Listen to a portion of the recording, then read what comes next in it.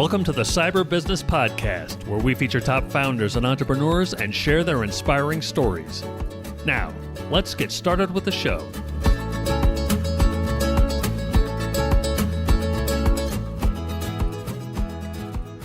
Matthew Connor here, host of the Cyber Business Podcast. Today, we're joined by Jim Rutt, CIO and CISO at the Dana Foundation. Jim, welcome to the show. Thank you for having me, Matthew. It's a pleasure. Thanks for being on. Before we get too far in, a quick word from our sponsors. This episode is brought to you by cyberlinks.com. That's cyberlynx.com. Do you know if a hacker's in your system? Most people and most companies don't until it's too late and the hacker's already done damage. A hacker's job is to bypass your security, so companies need a way of knowing when someone's gotten past their security. That's where Cyberlinks comes in.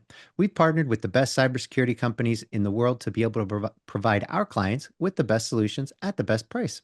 So whether it's managed SIM, SOC, EDR, MDR, XDR, you name it, we'll help you find the best solution at the best price. Find out more at cyberlinks.com. That's cyberlynx.com. And now back to our show. Jim, for those who aren't familiar, can you tell us about the Dana Foundation and your role there as CIO and CISO? I'd be happy to. It's a common question, actually. So the Dana Foundation was founded in 1950. Just last week, we celebrated our 75th anniversary. We're very excited. So we started off in 1950 as an arts and education foundation and gradually morphed into supporting higher education institutions with their neuroscience research. That was right around 1990. Over the past few years, we've shifted from pure neuroscience research funding to neuroethics funding. So what that is understanding how brain-computer interfaces may play into society. So a neuroscience and society type of angle, and also looking at AI ethics, very topical and relevant, I'm sure, for every conversation in tech. Yeah. So I've been there for 15 years. My background is primarily in healthcare, finance, pharmaceutical, typical enterprise areas. Besides what I do at Dana, I'm also a startup advisor and a venture partner at 645 Ventures. So a quick shout out to them. That's awesome. Well, I'd love to talk about your venture, 645 Ventures. But before we do that, let's dive a little bit more into the Dana Foundation. I think it's really obvious when you've got a commercial organization how they make their money, how things flow. But this is it appears to be a little different. How you guys operate, how you get your funding, where it goes. So how does that work exactly? Yeah, absolutely. Another common question. So we are an endowment-based foundation. So we survive essentially from the interest on investments from that endowment. And by the way, this is all public. As a 501c3, we're required to file a 990 form with the IRS and publicly display it and make it available to the public. Right. So essentially, we don't have to fundraise, which is kind of good.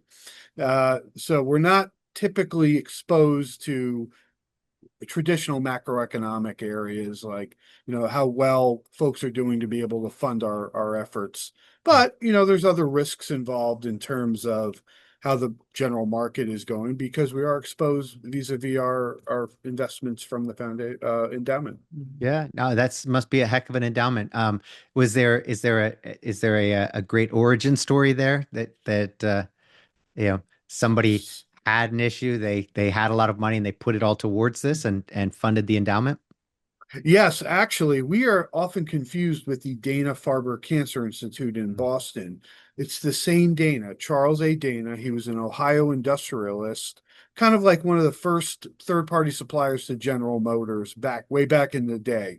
Not a big deal as of today, but back then, remember, that was the advent of automobiles. So that's kind of how he made his origin fortune, as it were. And so he had enough to both partner with Sidney Farber at the Dana-Farber Cancer Institute and also build again in 1950 the arts and education aspect of the Dana Foundation. Yeah, that's fantastic. So, I think it's interesting. Anytime we get we have nonprofit, CIOs and CISOs on. It's kind of in a different world than a lot of the commercial side. So for you, having experience on kind of all of those really all ends of the spectrum, right? You've kind of had the enterprise stuff and commercial stuff and nonprofit. How do you see it being different? And do you obviously at 15 years you probably enjoy it immensely, but what do you see the differences being, and why would you recommend somebody join you in that kind of nonprofit sector? Well, I'll kind of answer those questions in reverse. So, why would somebody want to join in the same type of endeavor that I'm in? When you go to bed at night, you feel good. You're doing good. Nice. All your efforts are supporting the greater good of, in our case, neuroscience at this point and neuroethics. In terms of the differences between commercial enterprises in terms of architecture and operations, et cetera, I think you go about it fairly the same way. I think you have the same types of risks from a security perspective. Yeah. You want to make sure you build your infrastructure, you run your operations and the like, similar to support the business. Although this time the business uh, is it's not a profit driven business. Yeah. So Yeah, fantastic. And so now getting back to your investing side and your venture side, can you tell us a little bit more about that? How you got into it, what drives you there? Because you kind of have the benefit of enjoying both. You've got the nonprofit stuff where you get to do good there, and you get to help you get to enjoy the excitement of the startup world. So kind of a roundabout story, but I think I can kind of summarize it quickly. So in the beginning days of Dana Foundation, I was a big proponent of doing a full digital transformation early in my tenure there. mhm, What that transpired as is essentially a big cloud transformation. We were largely an on-premise, typical situation that most organizations were dealing with 15, 20 years ago. yep, And so during that digital transformation, which evolved into moving from just lift and shift to the cloud to actual application transformation into software as a service where we are today, we started looking at different types of risks, different types of tools that could help us mitigate these quote unquote unknown risks, right? I mean, they're just essentially transferred from on-premise to cloud. yeah, So in terms of working with a lot of these early stage companies, I was then introduced to the funders of those early stage companies, started working as an advisor to some of these venture cap funds. Some of them then started asking me, hey, you seem to know a lot about this area. We have another startup in our portfolio or something that we're vetting out right now through due diligence. Would you take a look at it from a buyer perspective? Of course. So that, it's essentially just rinse and repeat from that perspective. yeah, And then all of a sudden, some of them started asking, hey, would you be an advisor? After that, move fast forward, I've advised formally 15 to 16 companies. Out of those, that cohort, about 10 exits, 2 unicorns. It's worked very, very well. One of those startups, the funder actually called me direct and said, we'd like you to become a venture partner. My answer was, what is that? So yeah. essentially my role as venture partner at 645 Ventures is kind of simplistic on the surface, primarily vetting deal flow for the Mhm. fourth fund in the organization. So Now, with those the two unicorns and all the others that you've been there, that you kind of helped see through. I'm curious, did you identify those unicorns? Was it pretty obvious from the get that, oh, this was going to be a home run, or it was just like, oh, no kidding. So this one, makes, hits it out of the park. if I could identify all of them that early, I think I'd be retired in the Cayman Islands by now, Matthew. So short answer is out of those two, one, absolutely. I thought it certainly had a long runway, and it did take a long runway to get to that point. The other one, I had absolutely no idea and very little faith that it would run the course, and it has performed spectacularly. That's great. Can you share the names? One of them is Axonius. It's a cyber asset management solution. The other one is Cyberhaven, which is a DLP, next generation DLP. Nice. I now just notationally, I'm not involved Right. with them as much as I were. They've grown phenomenally. They've got great teams, a great product roadmap, et cetera, et cetera. Yeah. So, but in the early stage, it was a wonderful time working with them. That's awesome. I think for me, I'm the the eternal optimist, right? As an entrepreneur, I'm always seeing like you kind of have to believe in the future of something. So I think that would be my big challenge is not really identifying the unicorns as so much identifying the ones that aren't going to be, that are not going to be the unicorns, because I'm pretty sure that I believe they're all going to be fantastic. And I think that's where the trouble would lie for me, is like, So they're all so great ideas. And then hard to see, I mean, there's just so many variables that go into success that it's really hard to, I mean, obviously, otherwise people would be, trillionaires just from it investing. Yeah, Yeah, these are great points. I think what we found out after, again, formal advising and informal advising and seeing the growth trajectories of a lot of these startups, one of the common themes that we're seeing towards success is how rapid they can resonate with their prospect and how tied in to the actual pains that these folks are experiencing. If you can get that match in a very quick and short amount of time, I think you've got a greater percentage of success there. yeah. No, I think that's brilliant. So let's take a look, just kind of dive into the whole advising for, a startup, right? On the CIO and CISO level, they often don't have that's not a priority, right? Coming out the gate. While they need security, it's often kind of the last thing that anybody thinks about. It's go, go, go, go, go. If we don't make money, who cares if it's secure? So how do you go about advising, on that's, on the security side, or is it primarily just the CIO, more the technical side than on the security side, and later they'll start doing more security? Actually, I don't function in a role like I would at Dana for these Mhm. organizations. That's a Right. common uh, um, misconception. It's primarily go to market. Okay. So Oh. we do a review of the pitch, the deck, aligning ICP, initial customer Mhm. profiles, understanding where you're going to pitch this thing to, understanding where the pain is, and making sure we have that honed to a fine point. I don't necessarily act as a CISO advisor, meaning how that startup is going to handle its security program or how they do their architecture. I think your points are excellent in that in early stage, you got to keep moving and very quickly. And eventually they will come to a point where you can hire full-time experts in both of those roles. Right. So my role essentially is having them understand the market in general. I think in New York, where we're based, it's a critical market for any startup. We've got some of the biggest demographics and also the key points that are more favorable to startups to approach.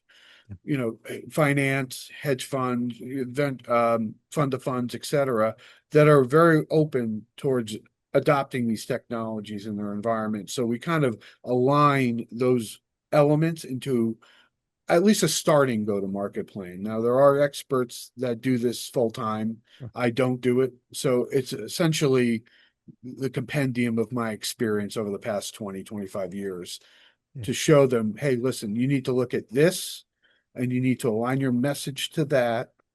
And then also some tactical introductions here and there. Yeah. Oh, that's fantastic. Interesting. I mean, I would have thought, is it hard to kind of take off the CIO hat, or you just really enjoy the business side so much that it really is kind of a fish to water? Everybody wants a little bit of variety in their lives, Matthew. And I think just being forced into it in like indirectly, I Yeah. think it's been absolutely rewarding and a real a benefit to my career. That's great. Well, one of the things that I really love is that we've had, I don't know, countless CIOs on and CISOs on the podcast, and I don't think any two have had the same kind of career trajectory, and it's just fascinating how diverse the community is. And so that being the case, can you tell us kind of your origin story? How you got into tech? What was it? Was there some event that got you super excited about technology when you were a kid? Was it later in life? How did it work? And then how did you get to where you are today? Great question. And I think it's gonna be a little bit interesting here. You touched on a couple of points that were absolutely spot on. So technology was not my first career. When I got out of college, I graduated with a business degree. I won't tell you when, but it was way back in in the distant past. For the first 5 to 6 years, I was actually in marketing Nice. and kind of like an early sales role, kind of a mix of the two. Hmm. I think that the trigger that brought me on to a tech career was in 1995 when Windows 95 came out. I saw the possibilities that finally an operating system meant for the masses was going to really take off, and this was going to be critical in everybody's lives, both business and personal. But also, I could foresee maybe a career change. At that point, marketing was fine, but I was looking really for the next thing, as it were. From there, I went for my MCSE, Microsoft Certified Systems Engineer, very early in the program. I mean, Yeah. they more or less lifted it from the Novell CNE, I remember, Hmm. and it was very difficult to even find training at that time. Now, imagine now where it's all Oh, over yeah. the place. Yep. So I actually got my MCSE. I focused in and got my MCSE. It was like 6 exams, I believe, before I even had a job in technology, which is Okay. very rare. That is rare. So, so it was pretty easy to get at least a help desk job at the Mhm. start of my career. But from there, obviously moved up in ways similar, very to I'm sure a lot of your guests. Well, that's an interesting one because I think a lot of people, did either start out kind of on either coding or networking or kind of help desk in there, kind of, and I think that makes sense. Those are kind of the three major areas to enter.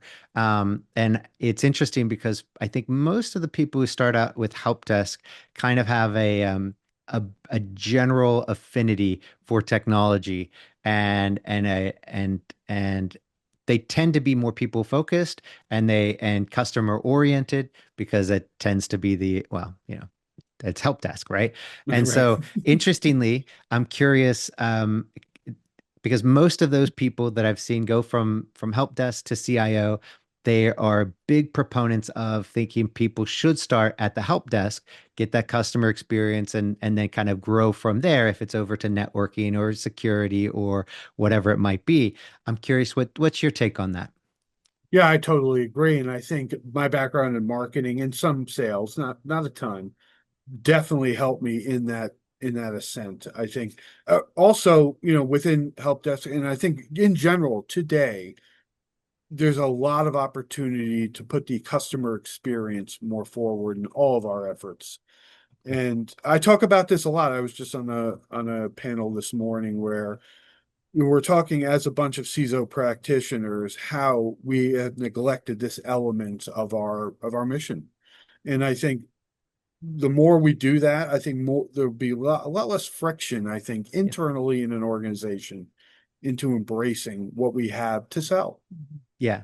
No, I couldn't agree more. I think and when you go back, it makes sense. I mean, we were old enough to remember those early days where you could be a geek in the closet and nobody really, you didn't have to really interact with people unless something was broken, and then you go and you fix it and you come back out, so there was a lot of that, and I think that the industry as a whole lends itself to kind of problem solving alone or kind of in small groups and not being customer centric.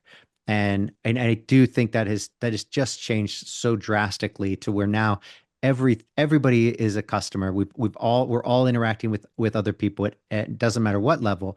And I think you're spot on that is something that I think on the security side especially has to be more customer focused. And help the end user? How do we help the business? And always focused on that versus the geeky fun stuff, right? Of how do we keep it secure and only worrying about that. And I need money for this, but not worrying about does it really fit with the business model and the business plan more specifically. And does this really help the end user? Or does it make things more difficult for the end user? Yeah. Right. And so I think you're spot on. So that was Thank you. what panel was that? That seems like a good one. Yes, it was about, ironically enough, it was about identity management, Oh, but nice. we're taking a more holistic view. But I wanted to add on a little bit Yeah, to that, to what you were saying, please. Matthew. I think in the early stages of developing a security program, I was in healthcare at the time. We're talking 20, 25 years ago, when the role of the CISA wasn't as prominent as it was, both from, the public vernacular and also from a go-to-market perspective for some of these tool companies or Yeah, control companies. So, from that perspective, I think we were always taught and learning from an infrastructure perspective that whatever we needed to do programmatically in security, it was to be hidden from our end users and seamless. And we were not to get them involved in any way, shape, or right. form actively. I think we're still paying down the technical debt from those types of positions. Yeah, Because we haven't gotten these folks involved from the early stage, we can no longer, from a cost, from a leverage, from a effort perspective, save our end user communities as practitioners from themselves without getting them directly involved, without educating them far beyond just, typical security awareness type training. They have to be an intimate part of our programs at this point. With AI coming, and AI was going to be an inevitable part of this discussion. absolutely. I think that will geometrically leverage the issues that we're going to be facing, and they have got to be our partners hand in hand programmatically. Yeah, no, couldn't agree more. So let's dive into it. Sure. You've opened the can. Let's dive in. So AI, right? And where do you see it? I mean, you've already touched on it a little bit, but where do you see this playing out in terms of, in terms of let's start with security, right? How do Sure. you see this playing out in security? I think there's two ways to look at it. So I've already seen the next generation, as it were, of AI security platforms, primarily focused in two areas: protecting the models, the LLMs, large language models that power a lot of the AI productivity, Yep. both from a consumer and a business perspective. The other one, which is more emergent, is agentic AI security type platforms, because they're a lot more complex in many, many ways that we probably wouldn't even be able to cover. Yeah. But I think so. I think we're in the right direction from an innovation perspective. However, on the flip side, the types of attacks, primarily around human-centric ones like phishing and business email compromise, those are getting more and more pernicious as the days go by. And I'm seeing this on the front lines, primarily powered by the effort so far in AI, but turned to the dark side, as it were. Yeah. And so, I think I'm hoping that the good guys move far past in lockstep with the bad guys here. Yeah. I think when it comes to leveraging AI, I think eventually they will, but it just makes security much more, even more important than ever was, because there's so many other questions that we haven't really talked about. And I'm just talking about basic, human risks, much less the span of every other control that we have that are primarily architected for more static methods of operations. So Yeah. that's a can of worms. It really is. And I think that it's really it really is kind of an arms race. I don't know that we'll ever get so far ahead of the bad guys, um, because the technology is always going to be accessible, right? I mean, I think it's going to be really hard to keep that the technology to where we're going to be able to advance so much further than the bad guys and just shut them down. I hope that that happens. It would be great, but we've poured so much money into the criminal enterprise, into that market by paying ransomwares that Now we've created a beast. We've created a monster that is well funded, and now where else can you make that kind of money in criminal activity without risking physical harm, right? You don't have to go steal anything. You're not, there's no guns involved, there's no violence involved, and you could make millions of dollars in a day. So yeah, it would be really nice if we could get so far ahead that we could absolutely just shut them down. I don't Yeah. do you see a path to that? So I think we're starting to see the beginning elements of that, and I think it's decidedly non-technical. I think when you talk about ransomware and the payment of ransoms, I'm starting to see, and again, this is not an area that I focus on very acutely, but Right. I've heard certain types of stories where local districts or maybe even larger government areas are thinking about banning ransomware payments altogether. As simplistic as it sounds, this might be a first step towards eliminating the effectiveness of some of these attacks. Now, in terms of ransomware, when you're talking about encrypting crown jewel data or any kind of sensitive classified data, the challenge there is whether or not a ransom is paid, the data is already in a bad actor's hands. Yeah. So it's almost like you can't unpickle a pickle, as it were, no matter what technology that you can throw at it, because you get hit with a ransomware attack, you don't know whether that bad actor will either use that data against you at some point in the future, Yeah. undetermined, or resell that data to somebody that has no scruples about using that. So, very thorny situation.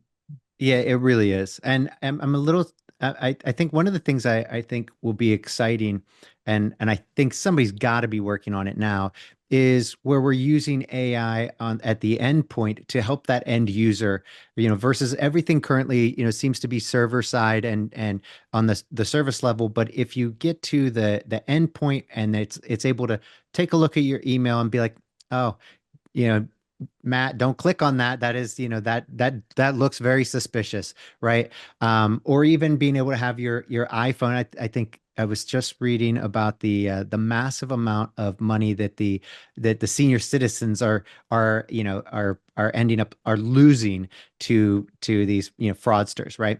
And it would be so nice if their phone could be like, if Siri or whatever, if it's integrated into their phone and be like, it sounds like you're talking to a fraudster. This is not Microsoft support. You should hang up, right?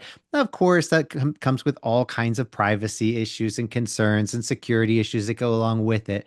But I could see a day where that's baked right in, and it's like, yeah, this is clear, because I think for most people, it's really obvious when grandma and grandpa are on the phone, and you're like, oh, why did you not call me, right? Because like almost anybody 20, 30 years younger than them would be like, that's not legit, right? And yet they're an easy target. And it would be nice for those tools to be baked right in to where they could be like, yeah, hey, I would love that because I'm in the same boat essentially. I have 80-plus-year-old folks and they call me constantly, trust me. yep, But at this point, prior to these tools making manifest, I think it's still the best level of protection. They're very careful at scrutinizing all their electronic communications. And thank goodness, because the downside could be catastrophic in some cases. So I agree. The other area is, I've heard tangential references to elder tech being a major, major area that could be investable or could be, another major part of technology ecosystem. But for this era, I think only in a certain window, because I think the younger generations have obviously grown up with this stuff, unlike you and myself, where we had to kind of learn it secondhand.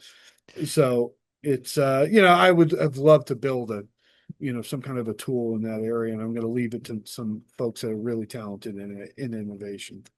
well, I think the interesting part is I think we're of the generation now where we didn't have the technology when we were kids. It was just coming out, and when we get into computers and Windows came out, and then we were the elder adopters, right? We were the adult adopters of it. So we were the kind of the first generation to be adopting this as a young adult.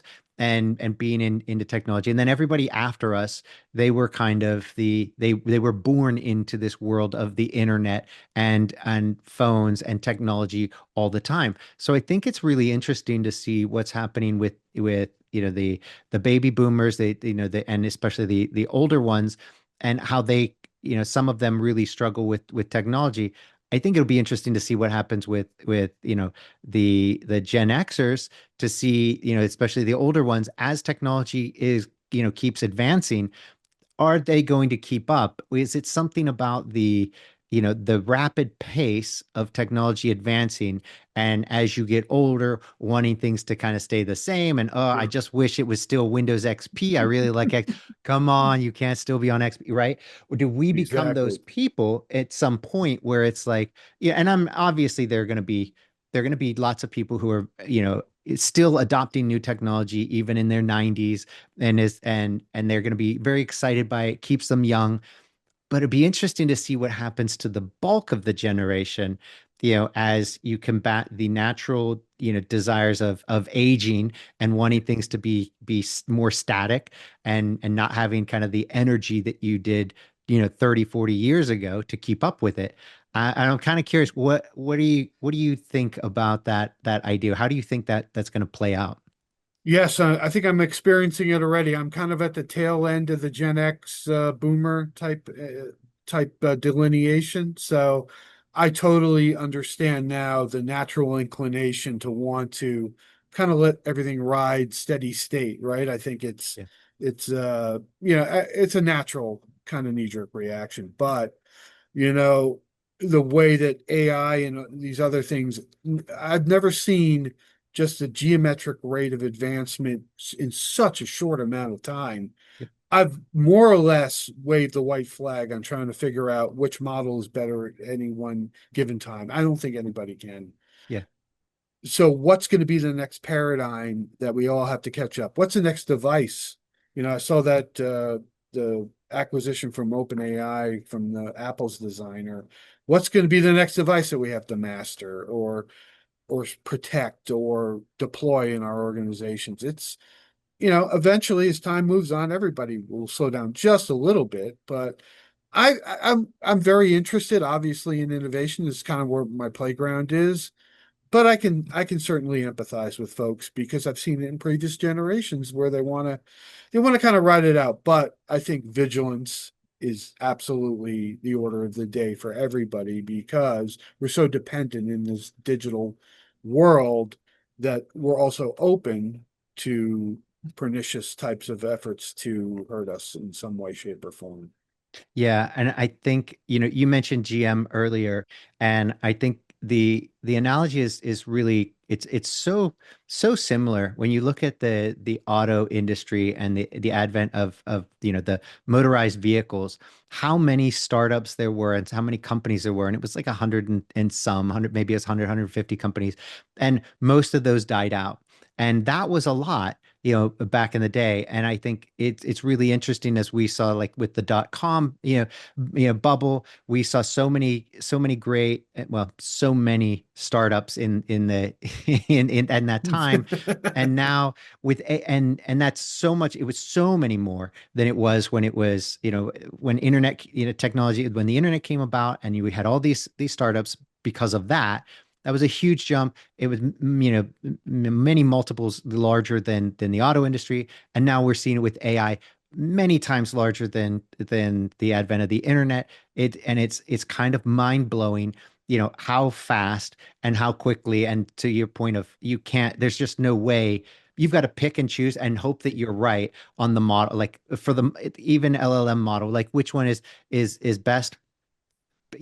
Pick one that's good for what you're doing, because best in a world where the fire hose is blowing, and you're just trying to get a drink of water.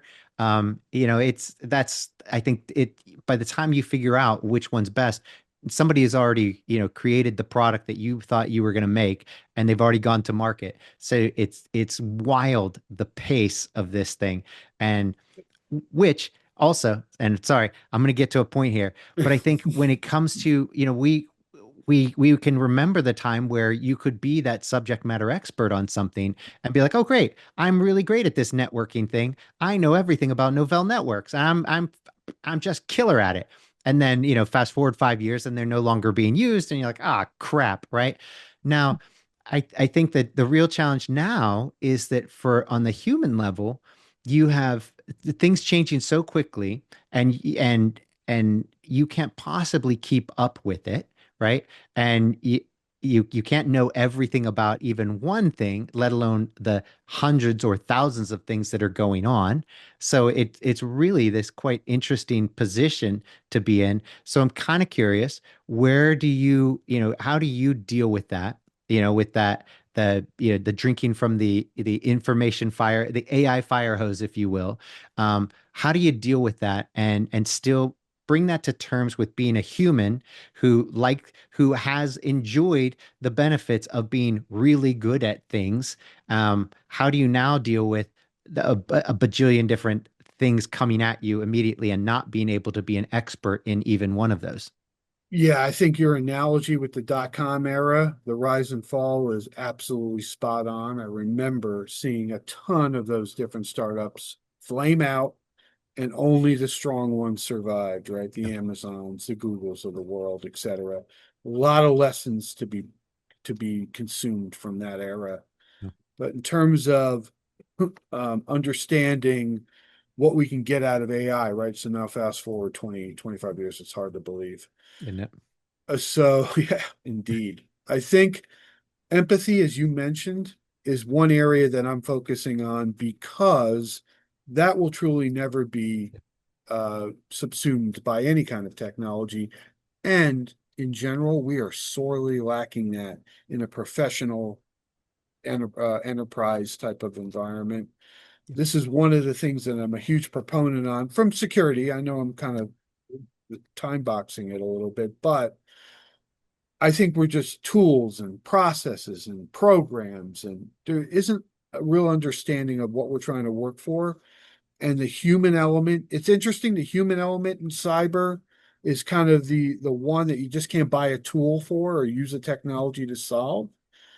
There needs to be a lot more efforts, I think, in that area because that really is the major vector of attack, I think, for most organizations. And barring having a on-site psychologist or amateur psychologist that can apply cyber terms and techniques to teaching folks how to think about this stuff. That's to me is the area that's going to be a huge opportunity, I think, because we're sorely lacking in all these areas. I talked about this morning too. As practitioners, we think about people, process, and technology. Well, I'm a member of a number of practitioner affinity groups, and we inevitably come back to that point. So most folks are thinking about process and technology and almost waving the white flag on the people part because there's no step-by-step manual how to put a control around people other than what security awareness training or maybe some of these next generation tools that are trying to integrate some of that human risk capability in real time when you're using an application. We're going Yeah. to get there, but we're not there yet. So my argument is always that the most important thing we're just going to basically give up. I mean, it doesn't make any sense to me. That's where I see a lot of opportunity. And you can extrapolate that, Matthew, Yeah. across all technology, right? Even AI. People think, AI is going to remove everything. Well, have you ever made a major purchase from AI or an AI bot? I don't think so. No. I the human aspect that AI is sorely lacking. I don't care how well it can mimic it, it's still not the real thing. And 100%. so, that area, I think it's promising to shift back and have that kind of focus rather than solely who has the best model or whatever. And to your point, mirroring it with the dot-com era, eventually there will be a consolidation. It's obvious. I think folks are seeing this already. I'm seeing the composition of some of these tools or early startups products that they definitely don't have a long run ahead of them because by the nature of how they're constructed or the pain point which they're trying to solve. But I think overall we'll get down to a few strong players, and hopefully we'll really take this all in context and understand it's a technology and a people and a process kind of approach, and not just throwing technology and process against problems. But I think that's really spot on. And I think that as I think the human element becomes I think it gets magnified and amplified here by AI in in an interesting way, because I don't think it replaces people the way that a lot of people do. I think what ends up happening is it makes the things like artists and artisans, craftsmen, it makes them that much more special. So Yeah. I don't think anybody's going to want to go to see a Shakespeare performed by robots, even if they look human and they act human. It's like, what's the point? Right? You won't want to go see a musician. You actually want to see, the actual human musician. You don't care what a speaker sounds like. Like that doesn't make any Yeah. sense, right? So I So think we're going to see a resurgence because of that. yeah, I do. You look at like Google Veo, the Hmm. video, the AI video thing. I think that's going to help tremendously reduce the cost of special effects. Yep. You're, I don't think anybody's going to want to see a movie that's just generated end to end with some AI tool. Eventually it'll get there, I'm sure. Yep. Uh, to that point, right? I think it's the human connection Yep. is still going to be critical and will continue to be.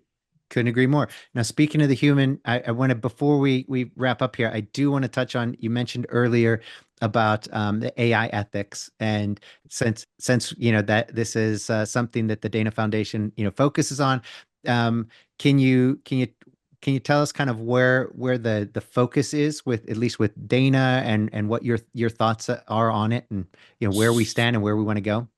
Still formally early in that. I mean, most of our work is on the brain-computer ethics, brain-computer interface ethics, Okay. but we're very early in building a code of conduct or usage of ethics in terms of AI, and they're very similar to any kind of technology use. I think so, based on social principles, right? When all things other being equal, do the right thing Right. and make sure that you're not a detriment to society. You're looking for a more just and burdened society. So I think as more folks, again, I'm hoping, understand that the human element here and all this tech has been sorely lacking. We need to focus more on that. I'm hoping we'll have a general revival towards a more ethical use of these technologies. I'm hoping. Yeah. So there are some of us out there that are active proponents of that position. I love it.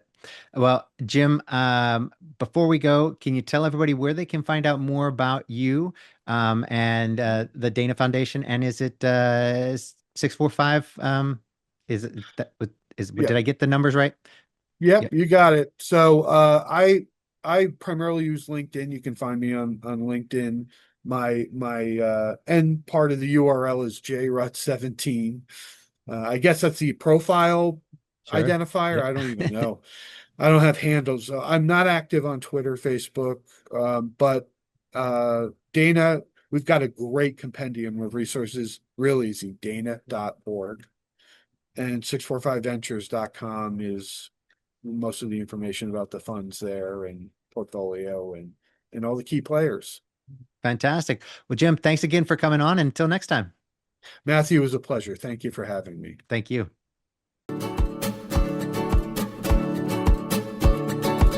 Thanks for listening to the Cyber Business Podcast. We'll see you again next time, and be sure to click subscribe to get future episodes.